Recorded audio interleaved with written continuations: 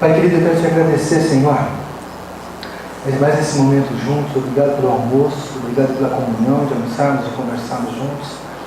Pai, fala agora conosco também nesse tema, dependência emocional, um tema muito importante, para lidar, Senhor, não só com os nossos jovens, Senhor, que têm amizades, têm namoros, noivos, casados, chefes, funcionários, pastores e suas ovelhas, Senhor.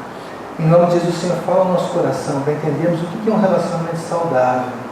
E quando ele tem características de estar enfermo, que precisa de cura, Deus. Então, Senhor, colocamos o nosso coração, Senhor, sobre as tuas mãos.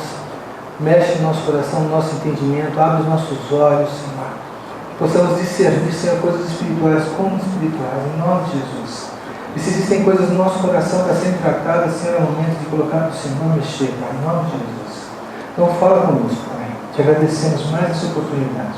Amém, Senhor. Amém. Paz, queridos, eu ainda não domino isso aqui, então se eu gritar por socorro, Posso trocar com você? não ache estranho, pode. Posso dar um quiser? Eu vou ficar com o microfone na plateia, caso tenha necessidade de interação com ela, tem o microfone, tá bom? E não estranhe o óculos, porque fica num põe e tira de óculos. O assunto vocês já viram aí, né? Nem deu para esconder. É dependência emocional.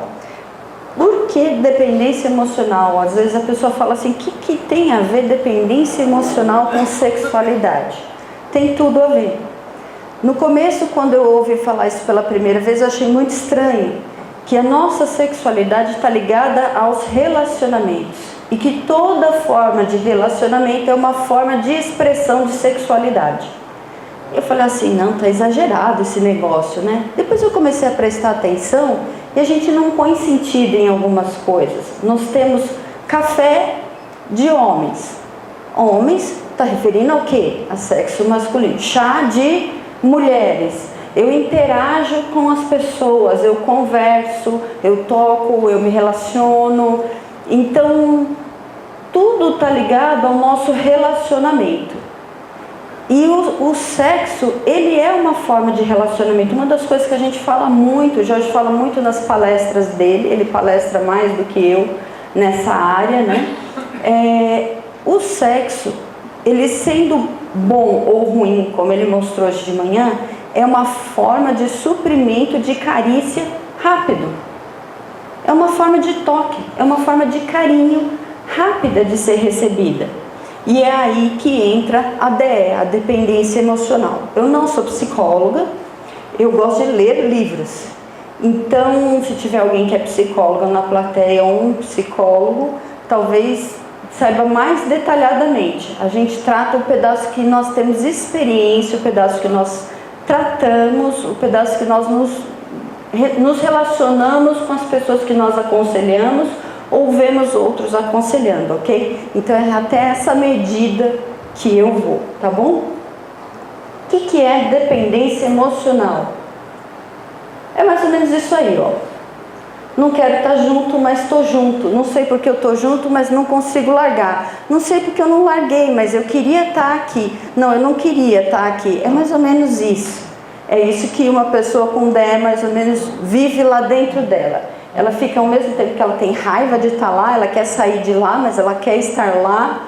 E você fala assim, mas não larga por quê? Eu acho que a maioria de vocês aqui já atendeu algum caso e você está vendo que o sujeito não é legal e você está falando lá para a menina, larga esse cara não é bom, ele faz isso, faz isso. Ah, mas ele faz aquilo, faz aquilo, faz aquilo, faz aquilo. E a pessoa não larga e não enxerga. Então, ela está dentro de um relacionamento de dependência emocional e é isso que a gente vai ver.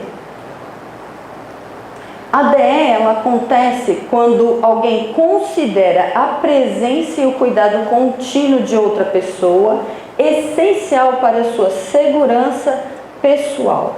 Sem você eu morro. Não é o que cantam nas músicas românticas? Ai, sem você eu morro. E aquilo ali não é bom, aquilo ali é dependência emocional, ou seja, eu não consigo viver, eu não consigo trabalhar ou produzir se eu não estiver com aquela pessoa próxima a mim. De certa forma, acaba virando uma idolatria, vira um cativeiro. Qual que é a característica da dependência emocional? porque mais lá para frente eu vou explicar, mas dependência emocional é uma coisa que qualquer um pode cair nela. Vai depender de circunstância, vai depender da pressão e da temperatura adequada. Existem pessoas mais predispostas? Sim, existem pessoas mais predispostas. Mas qualquer um de nós pode, de acordo com a pressão, de acordo com a temperatura, com as situações que está vivendo, cair numa dependência emocional. Quais são as características? Para a gente poder entender, quando eu estiver caindo, eu perceber que eu estou caindo nisso. Ciúmes, possessividade e desejo de exclusividade. Eu tenho um relacionamento de amizade e aquela pessoa que é minha amiga, entendeu? É minha amiga. Então eu vou para o evento de jovens, eu estou com a minha amiga. Eu vou para o evento da igreja, eu estou com a minha amiga. Tem amizades que são saudáveis, mas quando envolve ciúme,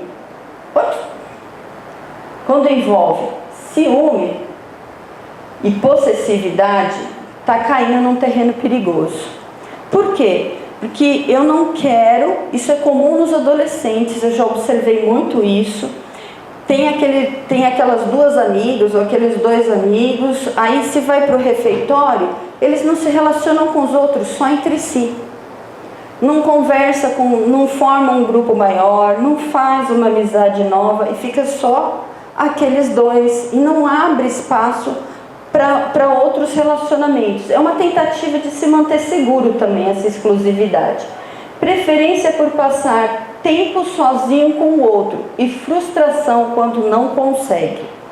Então, se ela é minha amiga, ela é minha amiga. Se ela vai sair com a Luciana, eu já fico brava. Porque ela não vai poder estar esse tempo comigo, ela vai estar esse tempo com a Luciana. Eu fico enciumada, eu me sinto chateada, frustrada porque está com outra pessoa. Isso pode acontecer, eu estou dando exemplos femininos, mas isso pode acontecer entre homens ou amizades entre homem e mulher, tá? Não existe uma distinção de sexo aí. Raiva irracional ou depressão quando afastamento do outro. Essa história não é minha, quem conta essa história é a Andréa Vargas, que também fala muito sobre esse assunto, que foi pesquisando, que a gente descobriu esse assunto, descobriu a seriedade, a gente já tinha entendido o que acontecia, mas não tinha tido assim, uma clareza completa, um discernimento completo do que acontecia e qual era a dinâmica disso. E ela conta que haviam duas missionárias, duas mulheres de Deus sérias, e elas conviveram muito tempo aguardando cada uma a ser chamada ou sair. Então elas ficaram muito tempo juntas. Se eu não me engano, ela fala que elas ficaram 1 ano juntas, aguardando o período da saída. Elas fizeram uma amizade boa. E o que aconteceu? Elas oravam juntas, uma orava pelo chamado da outra, uma lembrava da outra, guardei um docinho para você. A outra, recolhi tua roupa do varal, olha, você não lavou aquela roupa lá, não, deixa que eu já lavo junto à minha também. Então elas tiveram um relacionamento de amizade em que uma ia suprindo a outra e iam se relacionando. Até que num belo dia, uma delas recebeu, assim, que elas estavam no aguardo, uma ia fazer missões assim na África e outra tinha chamado para índios, era mais ou menos isso. A que tinha chamado para a África, a igreja decidiu chamar ela conseguiu levantar os mantenedores dela e ia embora para a África. Quando a que ia ficar, recebeu a notícia, caiu numa depressão e num mal-estar tão profundo que foi parar no hospital. O que ela desenvolveu com a outra? Uma dependência emocional. Se o outro não está aqui, eu morro. Eu fico mal. E não é gente que a gente olha e fala assim, poxa, é uma pessoa que não pensa bem, é uma pessoa que não... Não, era gente que estava para sair para missões. E enfrentou um quadro assim. Um quadro desse tipo também, que pode acontecer entre pai e filho, mãe e filho. Uma outra história que ela conta é de um rapaz que tinha um chamado missionário, Ele tinha todas as condições, ele tinha todas as características, ele tinha os mantenedores para levar, para mantê-lo na obra, ele tinha o chamado, já estava assim aprovado por Deus, aprovado pelos líderes, todo mundo sabia. A princípio a mãe disse que estava liberando ele, e ele foi para o lugar.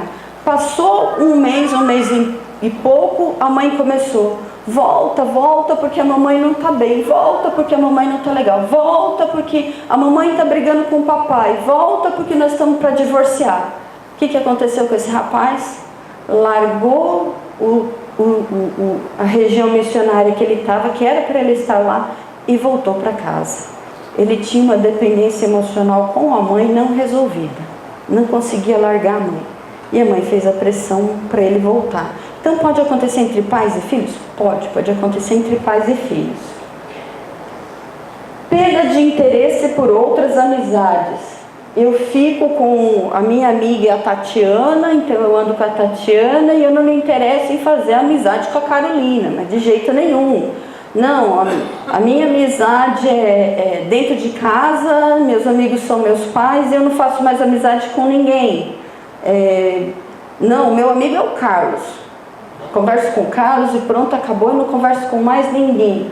Então fecha, é a famosa panelinha, que pode acontecer também. Sentimentos românticos e sexuais sobre a outra pessoa que o levam a fantasias. É aqui que o terreno começa a ficar perigoso.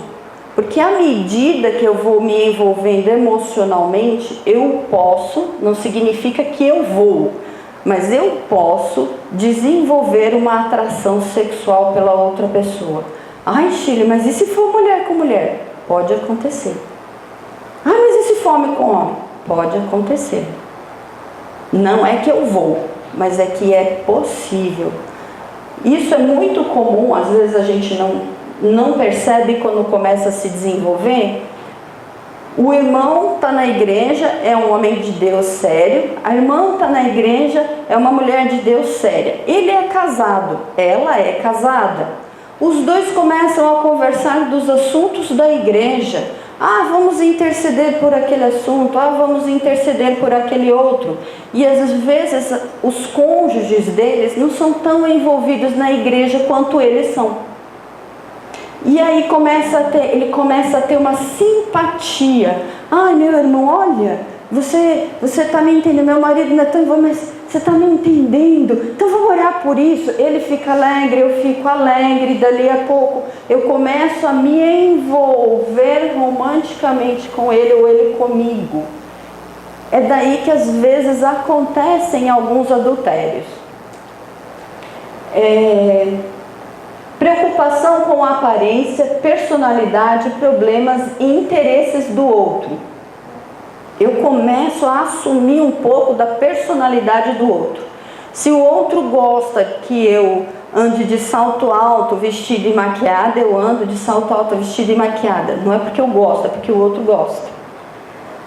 Se eu sou mais hippie, aí ele gosta de mim, está ligado a mim, quer me agradar, começa a andar de forma mais hippie. Começa a haver uma despersonificação. Eu começo a deixar de ser eu mesma, de vestir como eu me visto, de escolher as cores que eu quero, para vestir o que agrada o outro. Eu vou despersonificando e acabo me perdendo nisso, né? Me desorientando. Não realiza planos em curto ou em longo prazo se o outro não fizer parte. Ai, olha, eu só vou lá naquela palestra do pastor Jorge se você for. Se você não for, eu não vou. Ai, eu só vou naquele congresso se você for comigo. Se você não for comigo, eu não vou. Ai, eu vou só me envolver naquele trabalho. Você vai se envolver? Você vai estar junto? Ai, você não vai? Então eu não vou. Então fica só ligada à pessoa e todo o trabalho dela que ela podia produzir para Deus, ela só produz se a outra pessoa estiver junto. Impossibilidade de enxergar com realismo os erros do outro. Eu acho que isso aqui é comum a gente ver. Nós estamos dando alerta para a pessoa, avisando ela, e infelizmente a pessoa não enxerga, ela não vê mesmo, ela não vê erro, ela só vê qualidade no outro, não consegue corrigir nada. Afeição física além do apropriado para a amizade, é aí quando já entrou realmente num terreno perigoso. A Lore conta a história de duas mulheres. As duas eram muito amigas e crentes sérias, né? Que quem escreveu, eu vou citar os livros depois, mas a Lore escreveu um livro nessa área, porque eles dão muito atendimento na área de homossexualidade, é a área que eles atendem mais. Então eles tratam muito a dependência emocional ligada ao homossexualismo, que realmente é comum esse padrão de relacionamento entre eles, seja feminino ou masculino. E ela conta o caso de uma mulher que ela chegou numa cidade, fez amizade com outra mulher, cristã também, as duas cristãs, as duas tementes a Deus, tinham um amor pelo Senhor. O que aconteceu? Elas começaram a ficar muito amigas. O marido de uma viajava muito a serviço, então ela acabava ficando mais sozinha.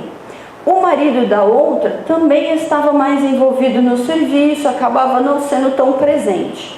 Então as duas começaram a orar juntas, a conversar juntas. Uma começou a entender melhor a outra, que ela era uma preferência a outra para compartilhar qualquer coisa, qualquer novidade, do que o próprio marido. Eu tive uma ideia muito legal, vou contar para minha amiga. E elas começaram nisso. Passou algum tempo, o que elas se assombraram é que, apesar de nunca terem tido pensamentos lésbicos, nem tendências lésbicas, elas começaram a se relacionar intimamente. E aí elas ficaram apavoradas, mas não conseguiam uma se desligar da outra, e ao mesmo tempo não sabiam o que fazer. Foi um caso que chegou para Lore. Eram mulheres que não tinham interesse nenhum. Meu Deus, agora eu não vou ser amiga de ninguém. Não é assim. Calma lá, a gente vai chegar na amizade saudável. Eu estou dando o extremo do doente aqui, né? Referência ao outro com frequência em qualquer conversa. Você pode estar conversando de petróleo e da crise mundial, mas a Luciana, e eu coloco a Luciana no meio da conversa porque ela é muito minha amiga, mas você estava falando da crise do petróleo, você entendeu, Shirley? Não, mas você não entendeu. A Luciana, ela tem uma ideia e assim. Eu coloco sempre, a pessoa está lá 24 horas presente comigo. Aí ficou juntinho o expressão de intimidade e familiaridade, contraponto das pessoas se sentirem incomodadas. Ele fala como se ele soubesse tudo da pessoa. Não, porque ele gosta de azul. Vocês estão comentando aí, não, mas ele gosta de azul. Olha, ele não pensa assim, ele pensa assado. Não, isso daí não vai agradar ela, não vai agradar, porque é assim que ela gosta. A ponto da outra pessoa se sentir estranha, parece que ela está descartada desse conjunto aqui. Você está fora, não. Quem está por dentro aqui sou eu que estou sabendo. Características de amizades saudáveis. Vamos lá, vamos aliviar isso aqui, porque senão daqui a pouco ninguém quer ser amigo mais, né? E a amizade é uma coisa importante. Nós somos seres relacionais. Deus nos criou assim. Lá no princípio ele já disse: não é bom que o homem esteja só. Em Provérbios 18:1 ele diz assim: aquele que se afasta, aquele que se isola, vai contra a verdadeira sabedoria. Então nós somos seres relacionais. A primeira coisa que Jesus procurou quando começou o ministério dele foi relacionamento. Então nós somos seres relacionais e dá para ter amizades saudáveis. O que é uma amizade saudável? Ela é livre e ela é generosa, ela inclui outras pessoas. Então, na minha amiga imaginária aqui, a Luciana, que eu criei, se ela faz uma amizade nova, eu fico feliz e eu me envolvo junto com essa amizade nova. Se eu faço uma amizade nova, ela fica feliz. E essas pessoas começam a fazer parte do nosso grupo. Vamos sair com a fulana, vamos montar um grupo de mulheres aqui, vamos aumentar o nosso grupo. É uma amizade liberal e que cresce. Eu não prendo você, você não me prende. Eu não existo por causa de você e você não existe por minha causa. Elas são edificadas com o tempo. não são egoístas. Então, quando um está feliz porque fez novos amigos, eu estou feliz porque você fez novos amigos. Ela é direcionada para fora. Você viu que o dependente é tudo para dentro. O que está dentro da gente aqui? Essa não. Ela é direcionada para fora. São mentalmente ou não são mentalmente ou emocionalmente preocupantes. Ou seja, eu não preciso me preocupar com uma amizade assim. Eu estou tranquilo. Eu fiquei 15 dias sem conversar com a minha amiga. Não tem problema. Daqui a pouco eu converso com ela de novo. Passou um mês que ela viajou, eu não conversei. Não tem problema, no próximo mês eu converso. São edificadas mais sobre a força do que a fraqueza. Então eu me baseio no que a outra tem de qualidade, ela no que eu tenho de qualidade. Alegre, benéfica, edificante. Existe um equilíbrio quanto ao impacto da amizade na vida pessoal. Ou seja, eu delimito uns espaços. Eu respeito o espaço da minha amiga respeita o meu espaço. Ela não invade espaço. Já na dependência emocional, existe invasão de espaço. Os relacionamentos de dependência emocional, eles crescem para dentro de si mesmos, criando uma estagnação dos dois participantes e limitando o crescimento pessoal de cada um deles. Lendo isso e observando, eu comecei a olhar e às vezes eu tenho para mim o seguinte, que isso não acontece somente a nível solo, ou seja, entre eu e mais uma pessoa. Eu tenho observado isso, acho às vezes que isso acontece em grupos. Eu fiquei pensando, por exemplo, na seita do Reverendo Moon. Por que as pessoas não saem de lá? Por que elas não largam ele? Por que fica fechado? É um circuito fechado. Então, eu, Shirley, tenho para mim que isso pode acontecer numa comunidade também, num grupo. Então, o grupo fica fechado em si mesmo e isso acaba criando uma estagnação. Enquanto a amizade saudável é cheia de alegria e nos eleva, a DE se transforma em cativeiro. Por que acontece a DE? Ela não acontece por acaso. Eu hoje tive DE. Não tem. Não acontece isso por acaso. Os fatores são personalidade e